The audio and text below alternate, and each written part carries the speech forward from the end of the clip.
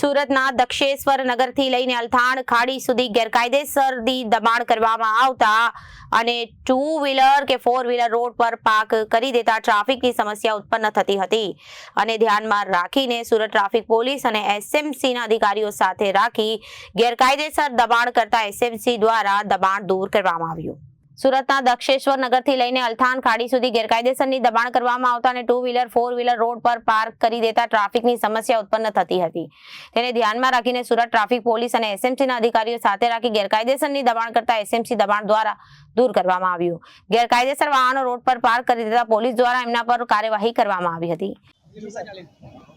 माननीय police commissioner साहेब श्री सूरत शहर मार्गदर्शन हेठळ सूरत शहरनी अंदर ट्राफिकનું યોગ્ય રીતે નિયમન થાય તેમજ ગેરકાયદેસર રૂપે દબાણ કે ટ્રાફિકમાં અડચણરૂપ કોઈ વાહનો ના રહે તે માટે આજ રોજ એસએમસીના સંકલનમાં રહીને દક્ષેશ્વર 4 રસ્તાથી માંડીને અલથાણ ખાડી સુધી દબાણ દૂર કરવાની કાર્યવાહી હાથ ધરવામાં આવી રહી છે, જેમાં રોડ પર જે લારી ગલ્લા કે અન્ય દબાણ જે છે તે એસએમસી દ્વારા દૂર કરવામાં આવી રહ્યું છે।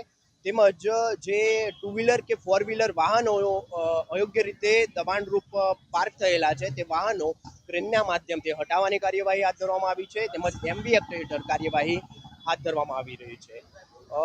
સુરત શહેર ટ્રાફિક પોલીસ વતી તમામ સુરતના નાગરિકોને અપીલ છે કે તમારા વાહનોને રોડ પર રોડથી સાઈડમાં યોગ્ય રીતે પાર્ક કરો, જેથી ટ્રાફિકની સમસ્યા ના થાય તેમજ વાહન ચાલકો જે છે તે યોગ્ય રીતે રોડ પર પસાર થઈ શકે।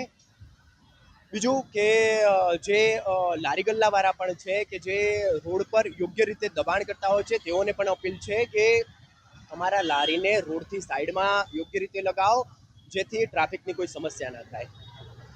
Bureau report, Janadesh news.